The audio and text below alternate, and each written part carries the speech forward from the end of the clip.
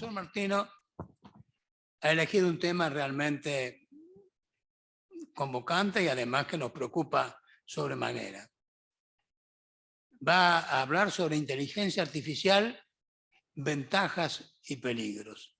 Creo que es sumamente oportuno conversar sobre estos temas, sobre todo por la realidad que seguramente se va a referir el profesor Martino acerca de la velocidad con que está evolucionando la tecnología en todo el tema de la inteligencia artificial y la dificultad para encontrar ámbitos de protección con respecto a todo eso. Pero doctor, usted.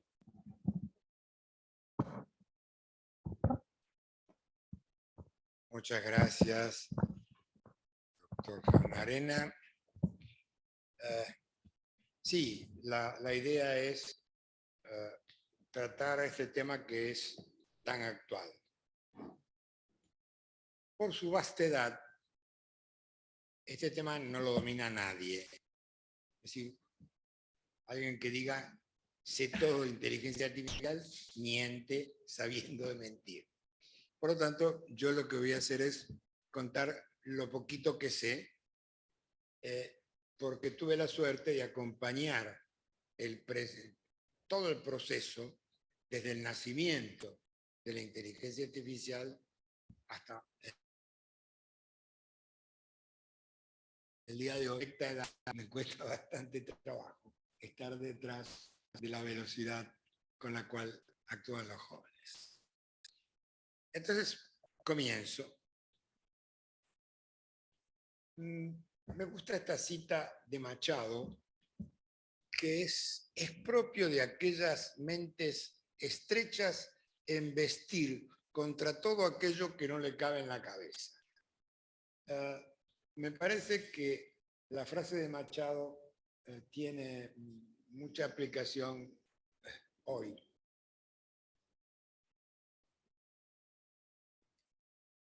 En mi opinión, la inteligencia artificial tiene 3 etapas. Hay muchas maneras de clasificarla. Yo lo voy a clasificar así. La primera etapa se trató de desarrollar el razonamiento automático. En esta etapa tuve la suerte de participar directamente porque era director del Instituto para la Documentación Jurídica del Consejo Nacional de Investigaciones italiano y teníamos mucho prestigio, mucha plata. Y pude hacer 4 congresos que se llamaron Lógica, Informática, Derecho. Esos 4 congresos los pude hacer por muchísimas razones. Primero, porque lo tenía detrás a Georg Heinrich von Wright. Entonces, más arriba no se podía ir. Teniéndolo a él, era como estar protegido. Segundo, lo hacía en Florencia. Y hacer un congreso en Florencia es diferente de hacerlo en Caltanissetta del Sur, por ejemplo. ¿Por qué? Y porque la gente quiere venir. Y tercero, teníamos mucho dinero. Teníamos mucho dinero, primero porque el Estado italiano favoreció mucho al Consejo Nacional de Investigaciones. Lo sigue favoreciendo ahora. Pero además, nosotros teníamos una adenda, y era que la Corte de Casación tenía un sistema que se llama Italjure, que existe todavía, y entonces los investigadores del instituto que yo dirigía, cuando había algún problema, iban ahí y lo arreglaban. Con lo cual, yo tenía el agradecimiento de todos los jueces. Y el presidente de la Corte de Casación, que era un napolitano extraordinario, me llamaba por teléfono y me decía, Antò, ni siquiera me llamaba Antonio, lo cortaba y decía, Antò, venite a Roma que vamos a distribuir dinero. Y bueno, y todo ese dinero lo poníamos para las investigaciones, o sea que teníamos mucho dinero. En la segunda, nosotros lo que tratamos de hacer, ojo, éramos institutos de investigación. Nosotros y todos los que vinieron a los congresos, éramos investigadores. Seríamos 200, 300. Es decir, no creo que llegáramos a 1000 los que nos ocupábamos de estos temas en ese momento. Y estábamos haciendo, en realidad, un poco lo que había pensado Aristóteles, lo que había pergreñado muy bien Ramón Lull con la máquina de pensar, y nosotros ahora teníamos los elementos. La segunda parte, a partir de los años 2008, 2010, es otra revolución porque aparecen los datos. Aparecen enorme cantidad de datos. Tantos datos que los humanos no podemos trabajar con ellos. Son tal cantidad que nosotros, por ahí, después de unos miles o cientos de miles, no sé cómo es la cosa, ya no podemos trabajar. Y entonces tuvimos que crear redes neuronales para que trabajaran con estos datos. Y la tercera etapa es donde nos encontramos ahora. Hemos descubierto algo bastante dramático, si se quiere, y es que si no le damos ningún elemento humano, las máquinas funcionan mucho mejor y más rápido y aprenden más. En este momento estamos. Comienzo con algunas afirmaciones obvias. La tecnología es un medio y como tal puede servir para muchos propósitos. La tecnología es un siervo muy eficaz y un amo muy peligroso. Las nuevas tecnologías, como todos los inventos humanos, es peligroso. Cada vez que se ha inventado algo importante, se ha inventado algo peligroso. En el siglo pasado, la fusión del átomo e Internet son dos cosas importantísimas y peligrosísimas, terriblemente peligrosas. Y en este siglo la inteligencia artificial con los datos. Además es un tiempo de crisis de valores. Son horas amargas las nuestras, cuando la naturaleza empieza a pasarnos las facturas de todas las vivezas que hicimos durante siglos con ella, pensando que el aire, hay de todo, el agua, infinito.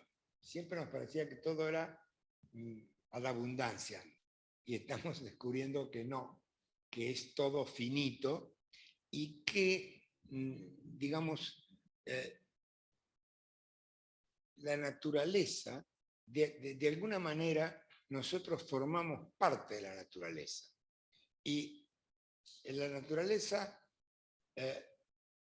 tiene que ver con nuestra vida, y con lo que hacemos y con lo que dejamos de hacer. Voy a tratar de retomar este tema más adelante, si puedo. Los cambios son veloces. Es decir, mientras todos los cambios que hubo antes, que fueron importantísimos en la vida del hombre, llevaron a veces varias generaciones. Y entonces le dieron tiempo a los humanos a acostumbrarse, a prepararse, a estudiar. Ahora los cambios son de una velocidad brutal. Generalmente uno se da cuenta de que el propio sistema ya está obsoleto a las semanas de haberlo implantado. Esto es algo acuciante y muy diferente de todos los otros cambios que hubo en la humanidad. Yo pongo en 1992 la fecha de creación de Internet el momento de traspaso, digamos, de la era de Gutenberg de la cual nosotros somos los últimos representantes, de la era de Gutenberg a la era digital. Lo pongo en 1992, es arbitrario, pero porque en 1992 apareció Internet. Las máquinas son extraordinarias en manejar datos, en muchos casos mucho mejor que los humanos. De lo que carecen es de criterio de razonabilidad para ponderar valores. Cuento una pequeña anécdota personal. En esos años que pudimos hacer los 4 congresos a los que me refería antes, uno cada 4 años, en el instituto que yo dirigía, creamos un sistema experto que se llamaba SRL. Se llama SRL porque todavía se lo puede consultar. SRL no es lo que ustedes piensan, sino que es Sistema de Razonamiento Legal. Un sistema que tenía una base de datos, y la base de datos eran el derecho italiano en materia de familia y un motor inferencial que permitía sacar conclusiones, porque tenía una cadena hacia atrás, o prever cosas, porque tenía una cadena hacia adelante. El sistema, me acuerdo, lo presentamos en la Unión Europea para que financiaran una mejor exposición. Y me lo bocharon por 2 razones. Porque era inútil y peligroso. Entonces yo protesté diciendo que las razones eran incompatibles. Si era inútil no podía ser peligroso. Si era peligroso no podía ser inútil. Todos me dijeron, sí, pero me lo bocharon igual. Y 1991-92. ¿Y por qué me lo bocharon? Muy sencillo, porque había una enorme cantidad de abogados que estaban detrás de todo eso, que dijeron, si viene esto nos quedamos sin trabajo. Cosa que es falso, pero bueno, el miedo es un arma terrible. Y entonces se lo dimos a los expertos en materia de derecho de familia italiano para que jugaran con él y nos dijeran si estaba bien. Y bueno, trabajaron, dijeron sí, en fin. Razona, sí. Pero, ¿por qué? Y porque, dice, por ejemplo, todo este caso es absolutamente inútil, no se va a dar nunca, y nosotros ni perdemos tiempo en esto. Y ahí me di cuenta de una cosa que no había reparado hasta ese momento. SRL era racional, pero no razonable. Yo creo que los sistemas expertos no pueden ser razonables, porque la razonabilidad deriva de 2 cosas que los sistemas no tienen: autoconciencia y experiencia. Como no tienen eso, nunca van a ser razonables.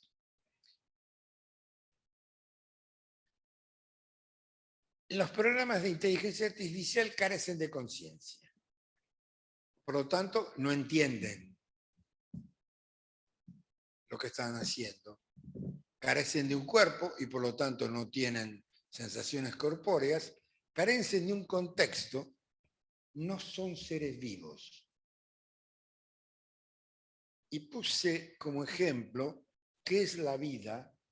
Ese libro de Margulis y Sagan es el hijo. Me pareció un libro extraordinario porque me lo regaló el hijo de Mario Bunge, Carlos Bunge, que es un físico cuántico, y realmente cada vez que lo leo me doy cuenta de todo lo que no sé y lo que puedo aprender.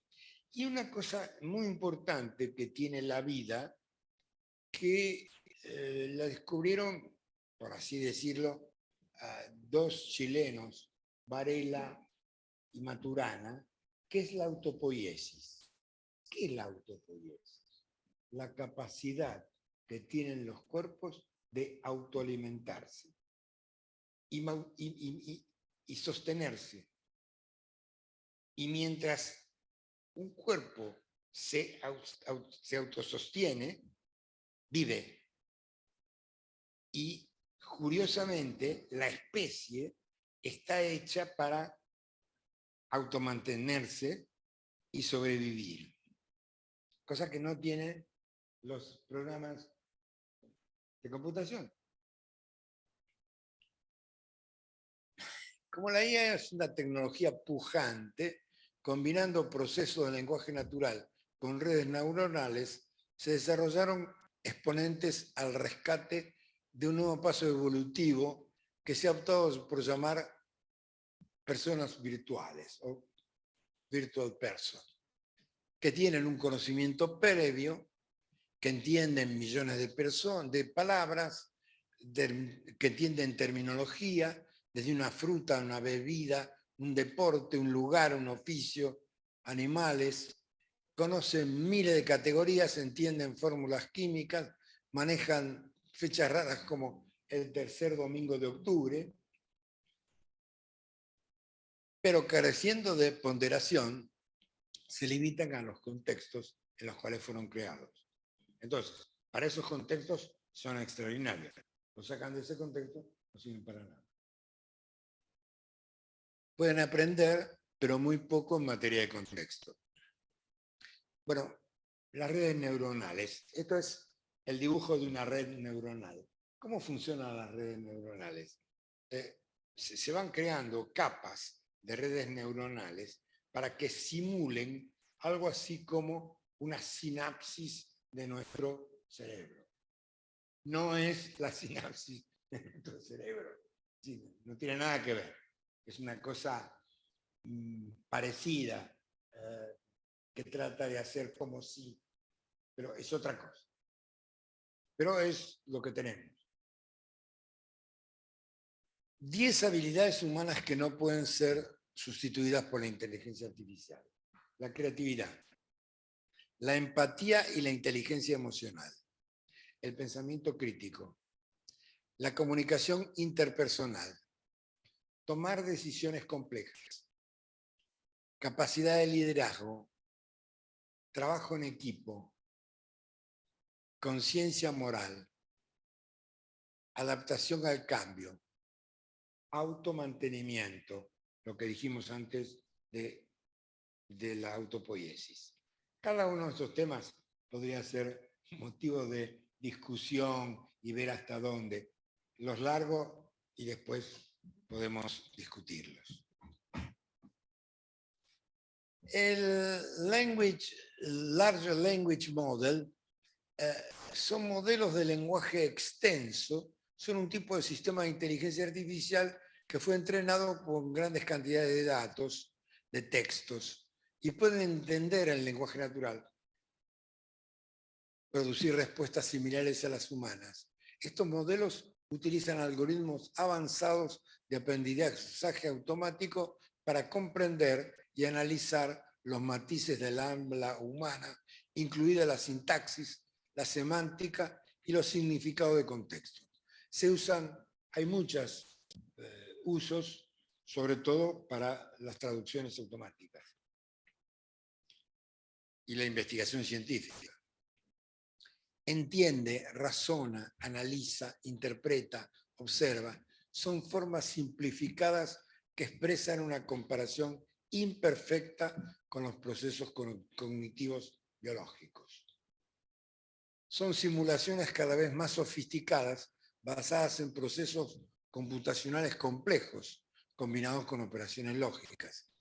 Pero la capacidad de abstracción, la comprensión de lógicas no monotónicas, el aprendizaje social, la llamada composición del conocimiento de la que hablan los psicólogos conductuales, el aprendizaje conectado a experiencias emocionales, son por ahora de nuestro uso exclusivo. El lenguaje natural está hecho de tonos, silencios, pausas. Las máquinas usan 0 y 1. En realidad no usan ni siquiera 0 y 1. 0 y 1 es una manera que tenemos nosotros de representar el lenguaje de las máquinas porque surge de un trabajo que hizo un gran pensador sobre estos temas, que era 0 y 1 representan posibilidad y no posibilidad, existencia y no existencia. Y justamente las lógicas no monotónicas son aquellas que entre 0 y 1 establecen partes, es decir, agregados, es decir, en el cual la negación no es rotunda. Estos fenómenos tienen que ver con el lenguaje.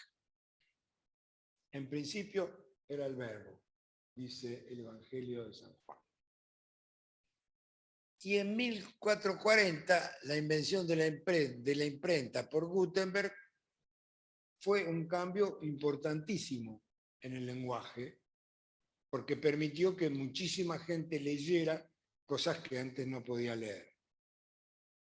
Como dijimos antes, esta revolución es mucho mayor porque no comprende solamente el lenguaje, comprende prácticamente todas las acciones de nuestra vida, toma toda nuestra vida y es a una velocidad supersónica. Internet, redes sociales, WhatsApp, plataformas tipo Zoom, Discord, tutoriales, videos de YouTube, traducción automática con inteligencia artificial, trabajo colaborativo en plataformas tipo Google Drive, Chat GP3 y GP4. Dos palabras sobre GP3 y GP4. Yo tuve la suerte de vivir en el lugar donde se empezó a desarrollar el lenguaje natural en las computadoras. Fue Pisa. Y Pisa, por una razón muy sencilla, ahí existe un instituto de lingüística computacional del Consejo Nacional de Investigaciones Italiano. Y tenían en aquella época, los años 70, un director sensacional que se llama Zampolli, un tipo que previó un montón de cosas y empezó a trabajar con el lenguaje natural. Primero, ¿qué hizo? Tomó todos los autores importantes y empezó a ver qué palabras usaban. No las palabras que repetían, sino las palabras originales. Y entonces se descubrió, por ejemplo, que Ariosto usaba 14.000 palabras, Shakespeare 17.000.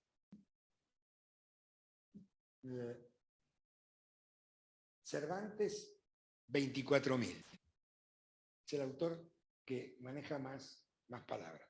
Y ahí comenzó todo un estudio del lenguaje natural tan importante que IBM creó en Pisa un instituto de lingüística computacional privado.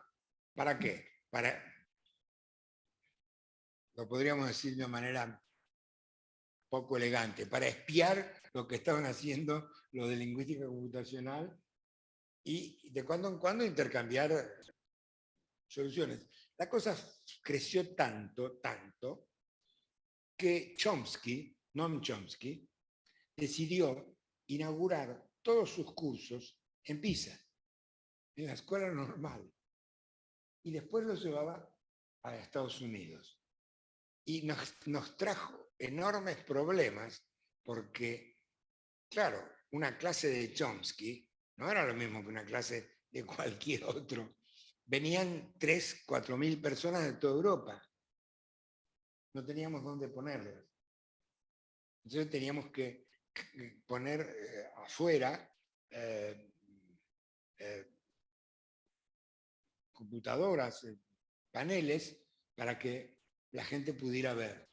Bueno, no les hago todo el cuento, pero eso fue un gran desarrollo del lenguaje natural. Y ChatGPT3 y ChatGPT4 es un enorme, ahora con todos los datos, un enorme trabajo sobre el lenguaje natural. ¿Y por qué llama la atención? Y llama la atención porque mientras nosotros trabajábamos a veces con tarjetas perforadas para comunicarnos con las computadoras, ahora se le puede decir tranquilamente, búscame tal cosa en castellano y lo hace, lo entiende. Lo entiende entre comillas, como dijimos antes, ¿no? Puede realizarlo. Tanto es así que, fíjense ustedes que OpenAI, que es la empresa que lo creó, tuvo un golpe de genio. GP3 es gratuito. Salió en noviembre del año pasado. En 2 meses tenía más de 100 millones de usuarios. Esto es algo nunca visto en ninguna creación humana. Es decir, la cantidad de gente que puede trabajar. Y la ventaja que tiene además es que cuando usted corrige GP3, GP3 se corrige. Por eso lo hicieron gratuito, para que 100 millones de personas trabajaran gratuitamente para OpenAI. Y hoy trabajamos muchos más, porque le hacemos preguntas, contesta, y entonces alguna cosa nos parece mal, entonces lo corregimos. La corrección la verifican y si es correcta, la incorporan. Esto es una ventaja y además está conectado prácticamente con, no digo todos porque es imposible, pero con una enorme cantidad de bases de datos en todos los idiomas que ustedes se puedan imaginar. Esto es fabuloso porque ninguno de nosotros puede hacerlo. Esta es la ventaja que tiene este sistema. Y ChatGPT4, ¿qué es?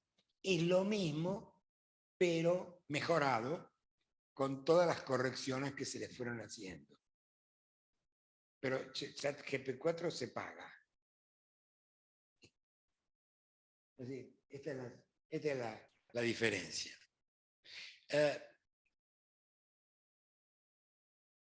Esto fue tan grande que cundió el miedo, siempre el miedo que nos está persiguiendo. Y hay una empresa californiana que inició una acción colectiva. Ustedes son abogados, saben que es una acción colectiva contra OpenAI por violación de secretos. No va a terminar en nada.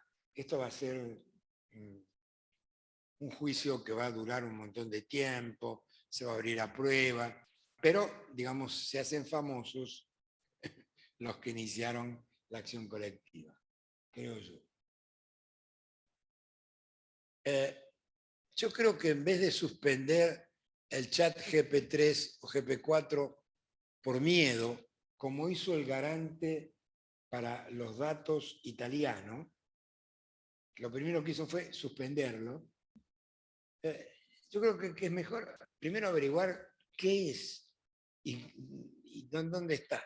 Doy una lista de todos los lugares donde se lo puede estudiar. El 25 de mayo de este año hago una declaración firmada por 31.810 personas, incluido Elon Musk, el cofundador de Apple, Steven Wozniak, Yuval Harari y otras personas que firmaron una carta que piden frenar la inteligencia artificial por lo menos por 6 meses por ser una amenaza para la humanidad. Y hoy se habla de la amenaza para la humanidad. Personalmente creo que es una de las cosas que hacemos siempre que nos agarra miedo. Salimos a cazar mariposas inexistentes y pedimos cosas absurdas, como ser que se deje de investigar un tema que está trabajando media humanidad. Me gustaría saber cómo se hace. No, me parece que no hay manera. Pero bueno, existe. Y dicen que podría llevar a la extinción de la humanidad. Mitigar el riesgo de extinción en manos de la IA debía ser una prioridad mundial, junto con otros peligros a escala social como las pandemias y las guerras nucleares, dice este manifiesto. Algunos autores atribuyen a la inteligencia artificial, como sus algoritmos rápidamente sobrepasan, si no han sobrepasado ya la inteligencia humana, y ponen en peligro la humanidad. En mi opinión, esto se debe a miedos.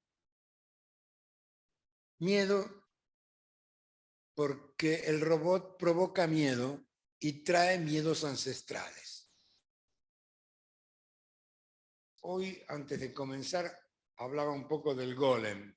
El golem aparece una sola vez en el Salmo 139, verso 16, donde dice: inconcluso o esbozado me vieron tus ojos. Tus ojos vieron mi embrión y en tu libro se escribieron todos los días que me fueron dados, cuando no existía ni uno solo de ellos. Como ustedes saben, hay muchas interpretaciones de la Torá. Una de ellas es la Cábala. Y la Cábala dice que ese es el golem. El golem tiene toda una tradición que llega con el Rabí Leví, que tiene una tumba en el cementerio de Praga.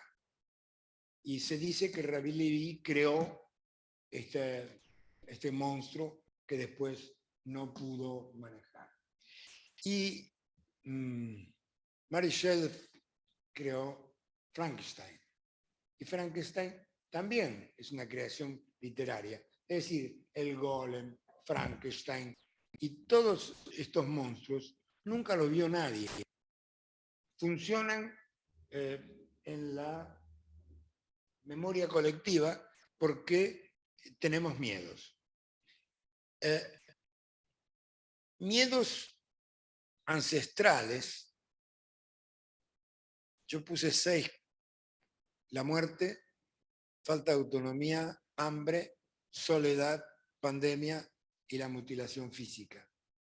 Hay muchos más que también son importantes, pero digamos, el miedo nos lleva a estas situaciones. Finalmente apareció el cuarto mono. El cuarto mono no oye, no habla, no ve. ¿Por qué? Porque está mirando el celular. Y este es otro fenómeno de nuestra época con el cual tenemos que hacer cuentas. Las nuevas tecnologías necesitan confianza y coraje. Argentina desarrolló el mejor sistema de revisión de sus leyes. El proceso fue denominado Digesto Jurídico Argentino. En 14 años se revisaron 32.000 leyes y se descubrió que estaban en vigor solamente 3.144. Se logró que la Comisión Bilateral del Congreso aprobara el sistema, se crearon 2 bancos de datos, que los pueden ver ustedes en el SAIG.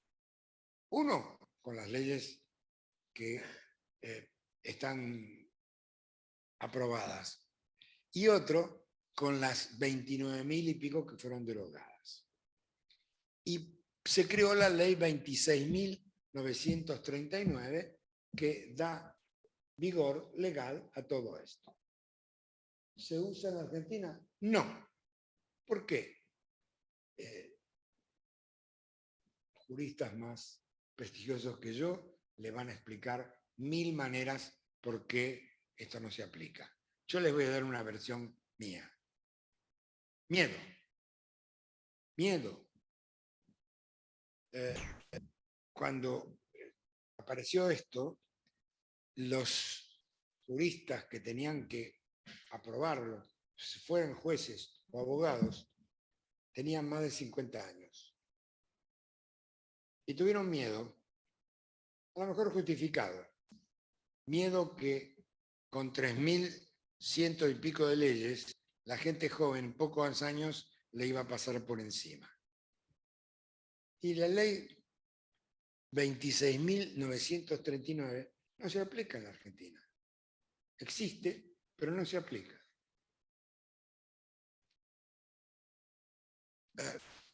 Esta es mi opinión. Después podemos discutirlo si a ustedes les parece. El Parlamento Europeo aprobó un proyecto para regular el uso de la inteligencia artificial el 15 de junio de este año. Es una normativa importante y prohibirá el uso de sistemas de inteligencia artificial para la vigilancia biométrica, el reconocimiento facial. Además, incluye requisitos especiales para herramientas generativas como ChatGPT o DALL-E. Y ahí traigo cómo define en el artículo 3 a la inteligencia artificial. Dice, los efectos del presente reglamento se entenderá por sistema de inteligencia artificial el software que se desarrolla empleando una o varias técnicas y estrategias que figuran en el anexo 1 y que pueden, para un conjunto determinado de objetivos definidos por seres humanos, generar información de salida como contenidos, predicciones, recomendaciones o decisiones que influyan en los entornos que interactúan. En el título segundo establece la lista de las inteligencias artificiales prohibidas. ¿Por qué? Porque el reglamento usa un criterio que me parece razonable, que es el criterio de la peligrosidad. Y entonces dice, hay sistemas que tienen un riesgo inaceptable. Esos están prohibidos. Hay otros que tienen un riesgo muy alto y hay otros que tienen un riesgo bajo o mínimo. A cada uno de ellos le da una reglamentación diferente. Incluyeron en la normativa la prohibición del uso generalizado de sistemas automáticos de reconocimiento facial en lugares públicos. Sin embargo, se aclaró que la Unión Europea podrá autorizar la autorización de este tipo de diapositivas en apoyo de combate a la criminalidad, aunque los detalles específicos todavía se están negociando con los distintos bloques. La lista de alto riesgo incluye riesgos de inteligencia artificial en infraestructura crítica, como por ejemplo educación, recursos humanos, orden público y gestión de la inmigración. El órgano legislativo ha agregado condiciones adicionales antes que se cumpla la clasificación de alto riesgo, incluida la posibilidad que las herramientas de inteligencia artificial puedan dañar la salud, la seguridad, los derechos fundamentales o el medio ambiente.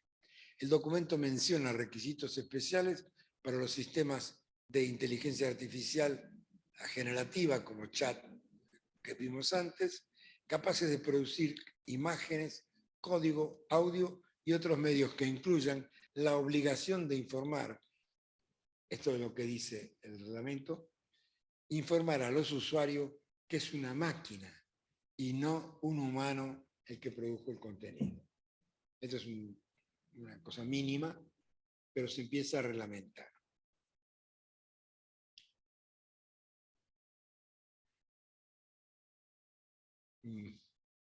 Esto lo tomé de una propaganda y es, efectivamente, los espejitos no muestran la realidad.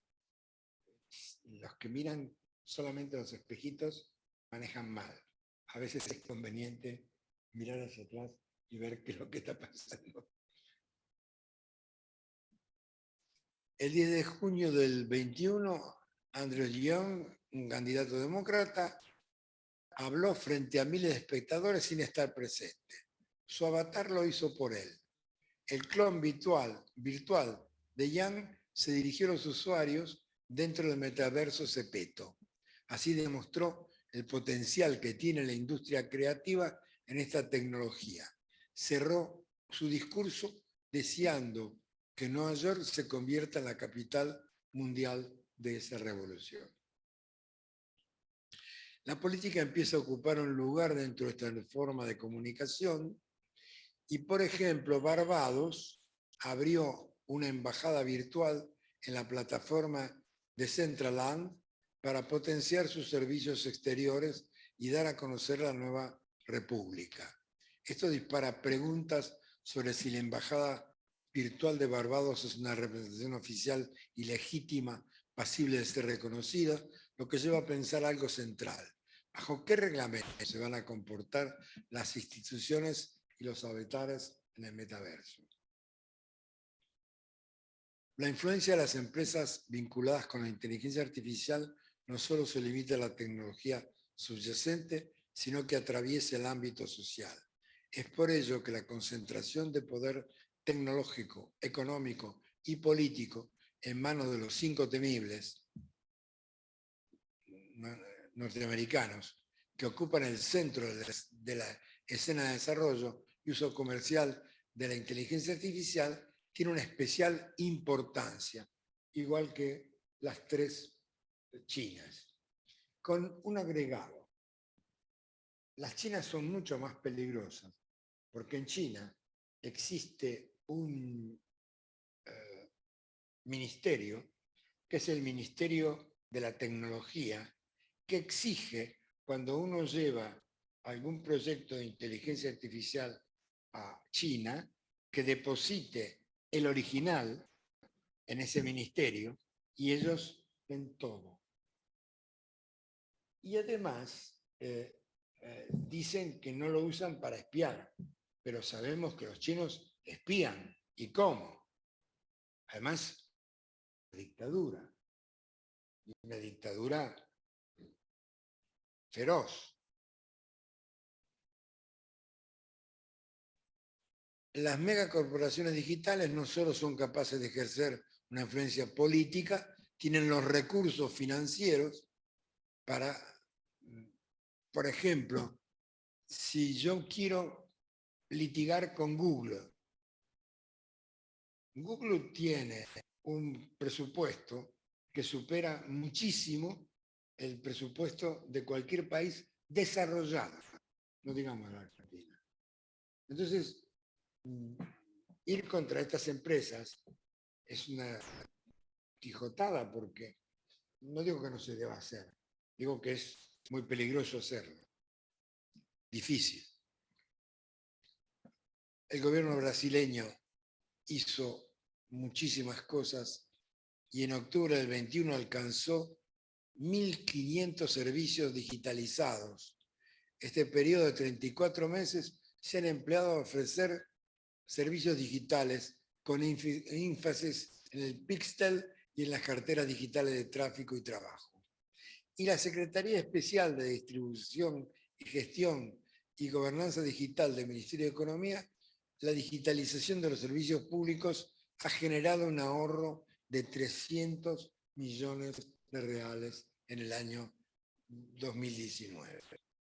Y en Italia, el Estado italiano introdujo la innovación del Registro Nacional ANPR, Anágrafe Nacional de Poblaciones Residentes.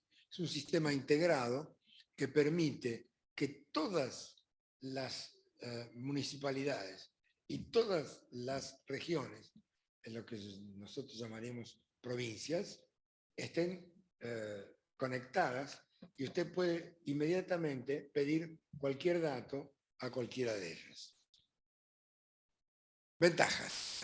Ventaja de la inteligencia artificial: disminución del tiempo en las diferentes operaciones, eficiencia, precisión y eficacia, reducción de costos de operación, acceso y flujo de información continuo, transparencia y auditabilidad de la gestión, automatiza los procesos, afianza la gobernabilidad, contribuye a mejorar la vida de los ciudadanos, mayor control en la corrupción, potencia tareas creativas, reduce el error humano, permite el mantenimiento predictivo. Riesgos: deficiencia de la infraestructura tecnológica y física, reto a la capacidad de los funcionarios, inestabilidad política y recesión económica en un mundo de conflictos transfronterizos, falta de recursos técnicos y analfabetismo digital, desconfianza generalizada de la prestación de servicios por procedimientos telemáticos a distancia, miedo al computer, lo que dijimos antes, falta de coordinación, abuso de poder, uso por debajo del potencial de la tecnología, tiranía por parte de las 6 empresas norteamericanas y 3 chinas, falta de profesionales calificados, ausencia de contexto y de predicción. Todo esto llevó a que apareciera un tema que se había callado en nuestra civilización, que es la vuelta a la ética. Y en noviembre del 2021, 193 Estados miembros de la Conferencia General de la UNESCO adoptaron una recomendación sobre ética para inteligencia artificial. Esto puede decirse que es una recomendación universal.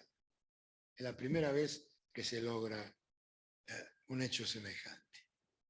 Y termino con un hecho curioso que pasó en el tour, en el último Tour de France.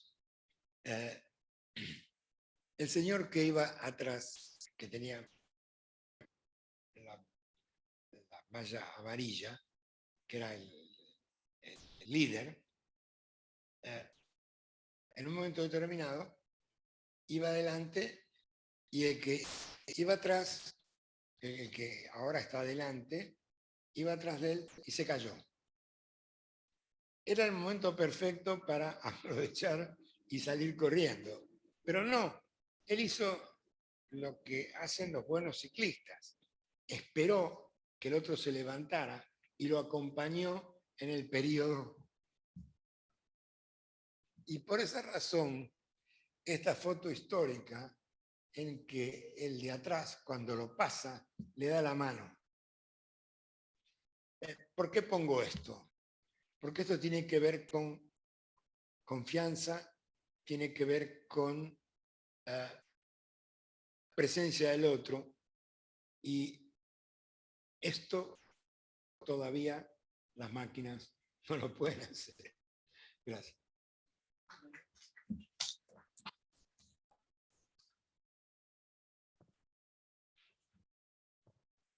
Bueno, muchas gracias. Realmente es muy interesante y disparador todo lo que usted ha dicho. Si hay alguien que quiera hacer alguna pregunta, yo tengo alguna, pero puede ser ahí previamente.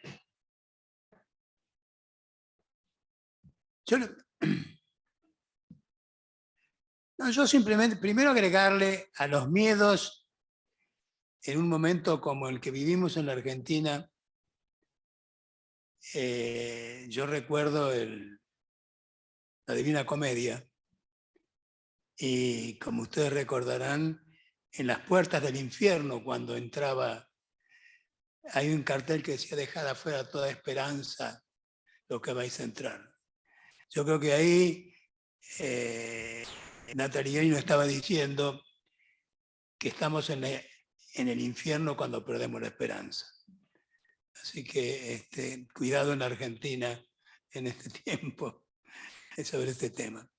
Y una cosa que quería aclararle o agregar a lo que usted ha dicho, es que se ha producido o se está produciendo, y lo estamos viviendo en este momento, una revolución en materia de defensa de la guerra.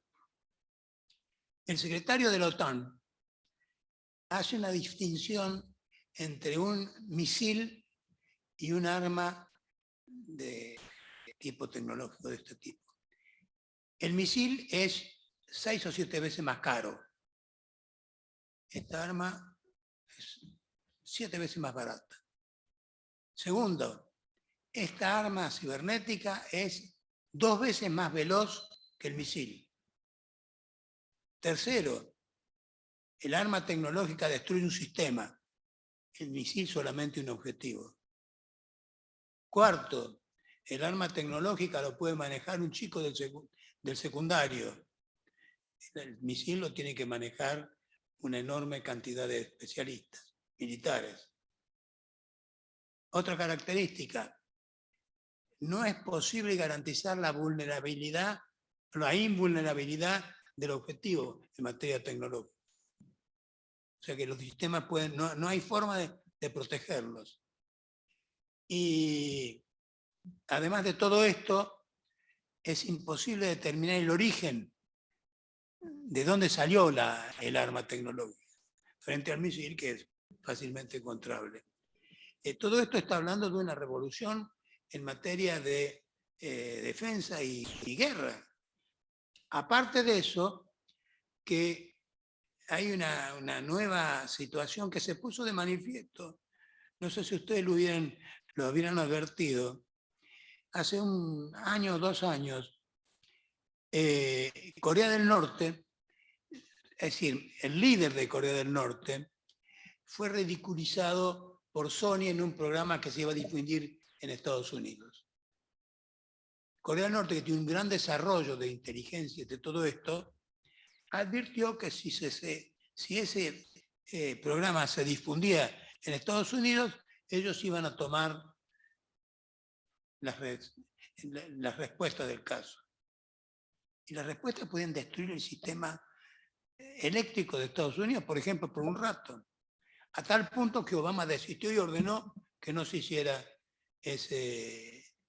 Con lo cual queda como remanente también y se lo dejo para pensarlo, si los países como el nuestro, que están en una enorme dificultad, no pueden construir capacidad disuasoria avanzando en el conocimiento de las respuestas desde la web.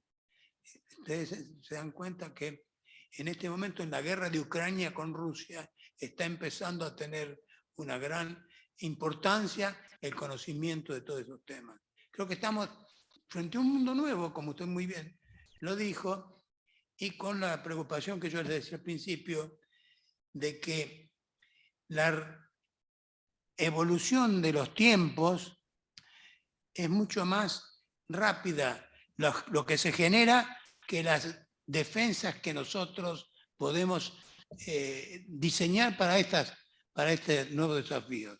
Sí, como estamos en un creciente desamparo, de alguna manera, por lo menos en cuanto a velocidad. Pero creo que usted ha hecho una excelente exposición y que tiene que ver también con una advertencia. Me parece que vale la pena que lo tengamos en cuenta porque creo que este es el futuro sobre el cual no tenemos respuesta. Con otra característica, que no sé si usted lo dijo por ahí, que a veces los propios desarrolladores de las máquinas se quedan sin trabajo porque la máquina los reemplaza. O sea que ahí tienen un tema también, ¿no es cierto? Pero bueno, no sé si quieren.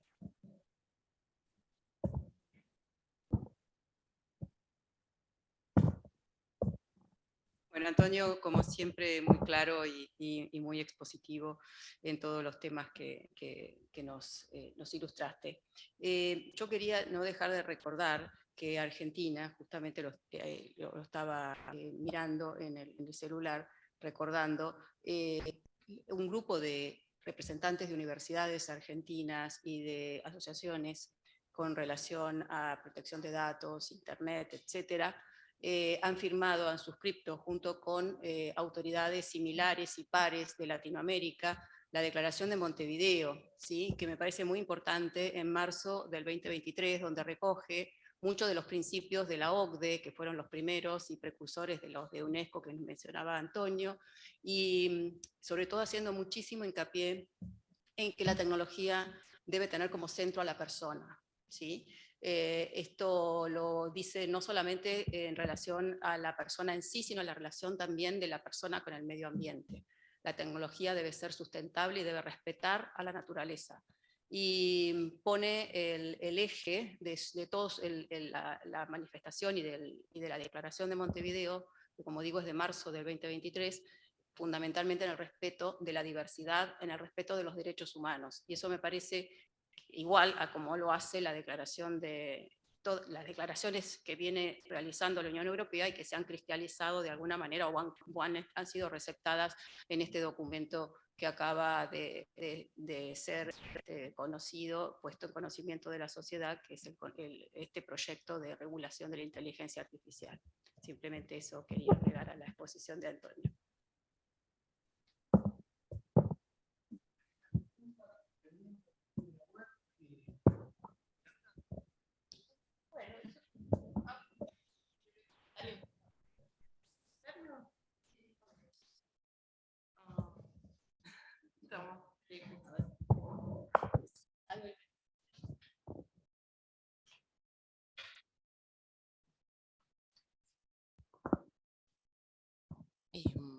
Bueno, también me sumo a las felicitaciones y agradecimientos por la importancia y el interés del tema y la claridad de la exposición.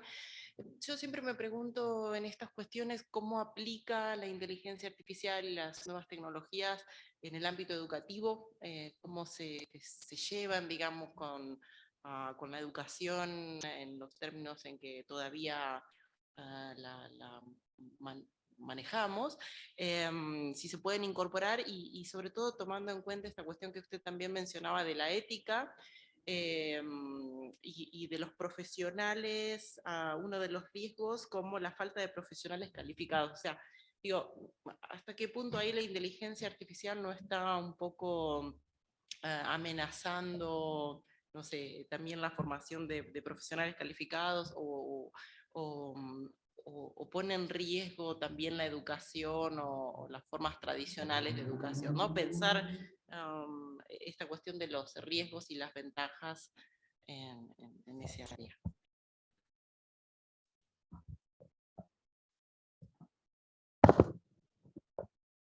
Una pregunta de ¿Cuáles analizan entre ventajas y riesgos del expositor? ¿Qué evaluación hace? ¿Qué actitud sería prudente? ¿Qué actitud sería prudente de ventajas y riesgos? Hay ventajas y riesgos. Porque decíamos la ventaja sobre riesgos o el miedo inmediato. Entonces, voy a tratar de responder brevemente.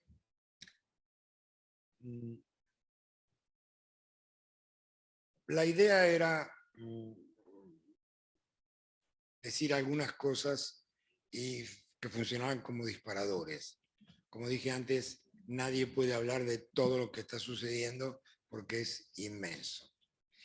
El tema de la defensa a mí me interesa particularmente porque yo estoy dirigiendo un seminario de democracia y sistemas inteligentes.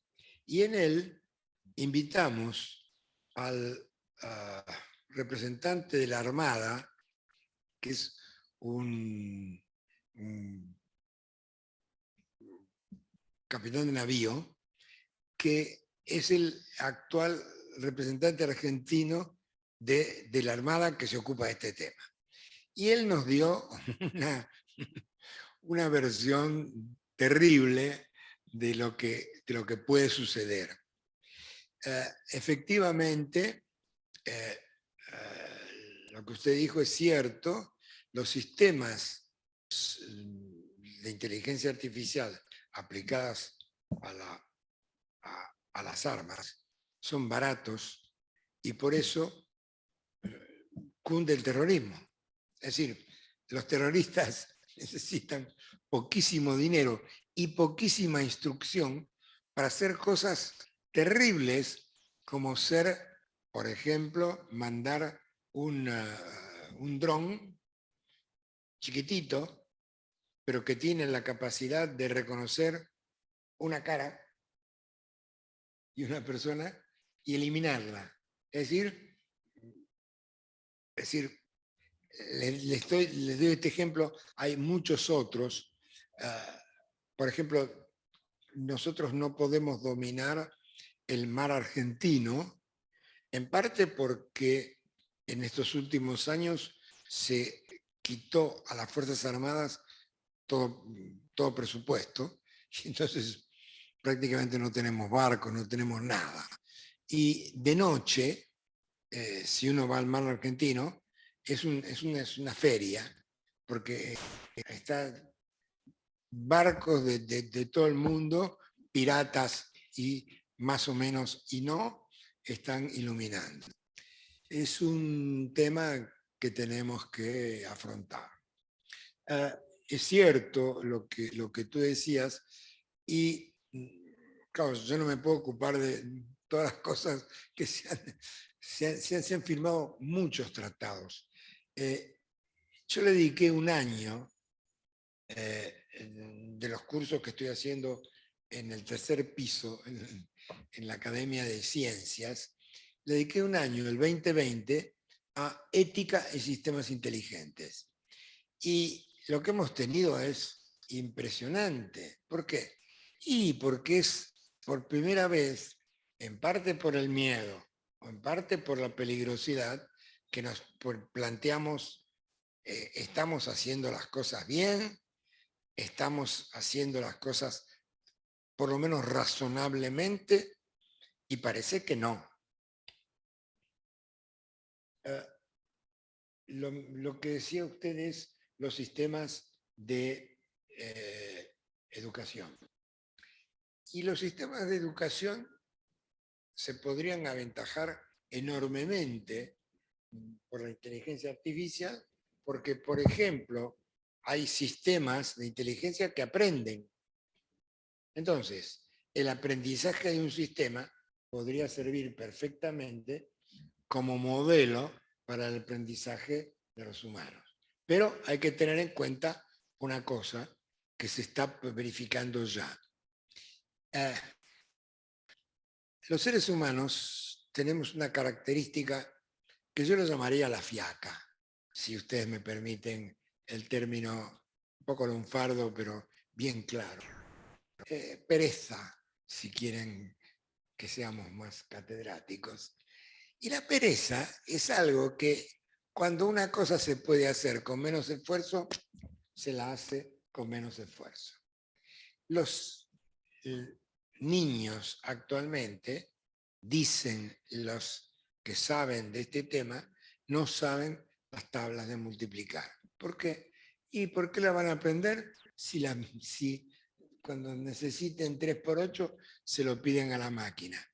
Lo que es una ventaja para el chico, pero es una desventaja en el sentido que no aprendiendo el mecanismo por el cual se hace las tablas, entonces prácticamente ni entienden lo que están diciendo. Yo tengo un ejemplo muy claro con un nieto que es una luz, que cuando era chico iba a la escuela, entonces decía, abuelo, decime este problema para que yo lo resuelva. Y un día dijo, abuelo, haceme un ejemplo de quebrados. Digo, no, de multiplicación. Digo, pero todavía no viste multiplicación. Dice, no importa, pero vos hacémelo. Bueno, 3 por 4. Me dijo, espera un momento, espera un momentito, espera. 12.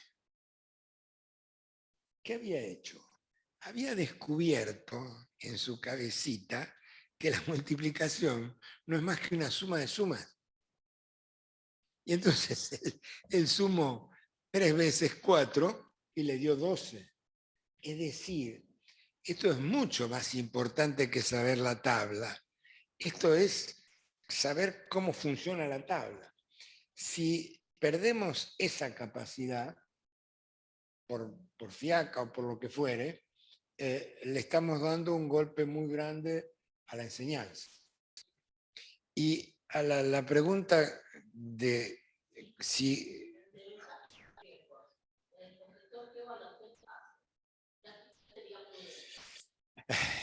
Yo digo la mía, que me acompañó durante todos estos años y espero que me siga acompañando mientras tenga capacidad de pensar. Yo estoy convencido que las cosas nuevas no se pueden tapar con la mano. Yo estuve en los países comunistas, cuando estaban en el régimen comunista, y ellos estaban convencidos que con una ley prohibían o permitían algunas cosas. Sí, se pueden permitir o prohibir, pero díganme ustedes cómo hacen para prohibir que la gente piense en usar GP3. Es imposible. Además, en 2 meses lo usaron 100 millones de personas. Creo que la solución está por el otro lado. Tratar de aprender todo lo que podamos sobre esto, ver de qué se trata y tratar de ver dónde están los peligros y cuidarnos de los peligros, pero no creer que todo es un peligro. El progreso, en mi opinión, no se puede parar. Es una forma del siglo XVIII de los abogados que pensaban que cambiando las leyes cambiaban las costumbres. No, es al revés. Cambiando las costumbres cambiamos las leyes. Pero las cosas no se pueden prohibir. Y yo, como decía antes el director, soy bastante optimista. Soy optimista por convicción. A lo mejor soy optimista porque tengo que serlo. Un psicólogo conductista me haría ver de que no tengo otra manera. Puede ser, pero yo soy optimista. ¿Soy optimista en qué sentido? Y que todo esto nos va a producir grandes cataclismas. Nos va a producir dificultades. Las está produciendo ya. Mucha gente se va a quedar sin trabajo. Y mucha gente se va a quedar sin trabajo porque además no recurrimos a crearle las condiciones para que esta gente acceda a los lugares de trabajo. Yo estuve 1 mes y medio afuera. 1 mes estuve en España. Lo que ha avanzado España es extraordinario. Yo la vengo siguiendo desde 1973, que era un país realmente atrasado. Inclusive un gran amigo, Elías Díaz, cuando llamé a su casa, la mucama me dijo, el señor no está porque fue a Europa. Realmente consideraban que no era en Europa, era Europa y después estaba Portugal y España. Lo que ha progresado España en todo este tiempo es fantástico.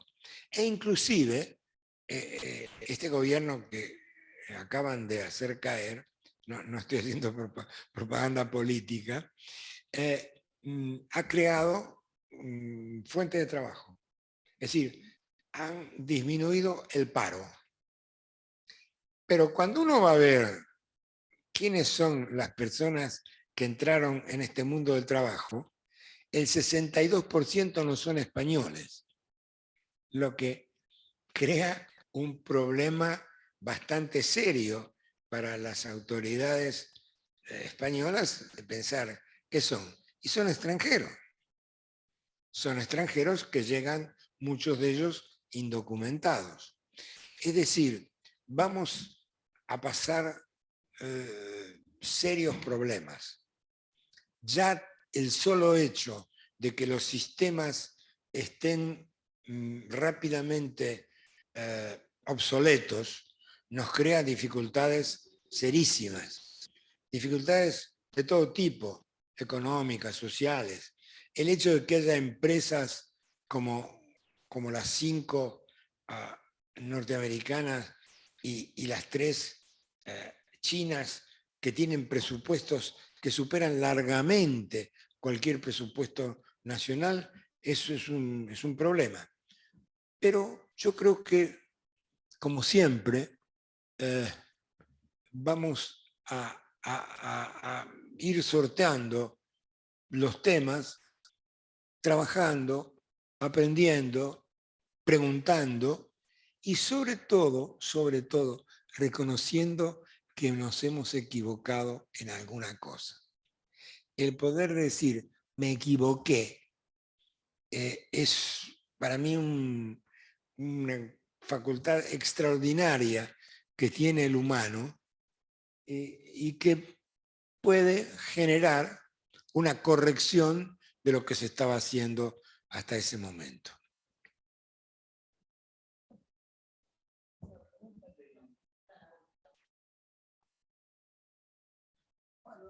Les he ganado por abandono. Creo que ha sido una tarde muy importante, muy interesante. Yo tengo la sensación de que también va a ser imprescindible llegar a acuerdos internacionales entre los países para que nos protejan. Y también miro con cierta desconfianza este camino porque estoy viendo que hay una decadencia de las capacidades de acción de los organismos internacionales. Que tengamos la guerra en Ucrania es una manifiesta demostración de la poca capacidad que tienen las organizaciones internacionales para preservar la paz. O, por ejemplo, lo que nos está pasando con el medio ambiente, la falta de acuerdos para realmente desarrollar una defensa efectiva contra el cambio climático. Y estamos ahí. En fin, pero comparto su optimismo final, porque si no, si perdemos la esperanza, estamos en el infierno. Muchas gracias.